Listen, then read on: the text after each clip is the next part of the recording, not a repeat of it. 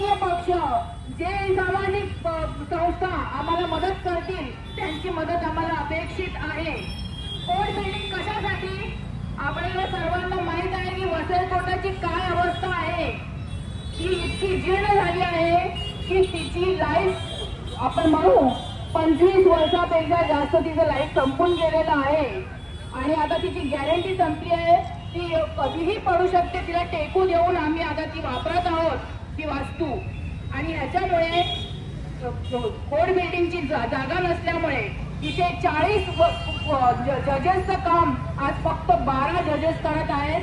त्यांच्या खांद्यावर जवळजवळ 40 जजेसचं काम असल्यामुळे कामं होत नाहीत पूर्ण, स्टाफ नाही पूर्ण, वकिलांना बसायला जागा नाही, पक्षकारांना बसायला जागा नाही, जजेसना बसायला जागा नाही, स्टाफ अपुरा, महिलांसाठी खास रूम नाहीये, महिलांसाठी रूम तर जाऊन ते बाथरूम, एक वॉशरूम सुद्धा नाहीये वेगळा, तिथेच ते पक्षकार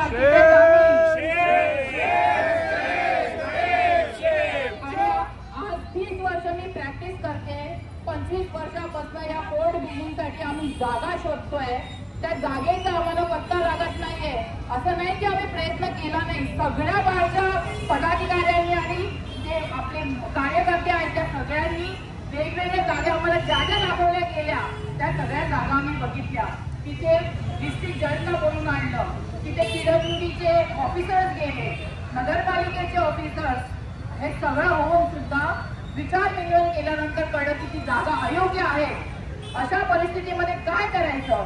तर आता ही कोर्टाच्या बाजूला मिळालेली जागा आहे ती आम्हाला योग्य वाटल्यामुळे त्याच्यासाठी आम्ही समर्थन दिलेलं आहे।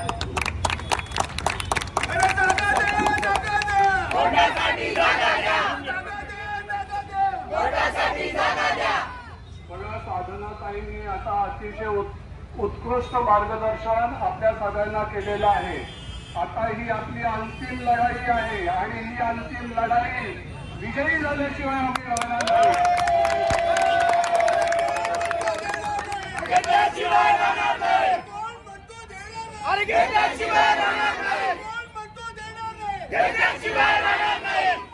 मी तुम्हाला सर्वांना सांगतो हे आंदोलन का गरजेचं आहे, हे आंदोलन यशस्वी होणे का गरजेचं आहे हे मी तुम्हाला सांगतो की जागतिक कन्सेप्ट असा आहे की प्रत्येक 1000 माणसाच्या मागे किमान आपल्याला किमान 2 न्यायाधीश जगामध्ये वेगवेगळ्या देशामध्ये नेमले जातात।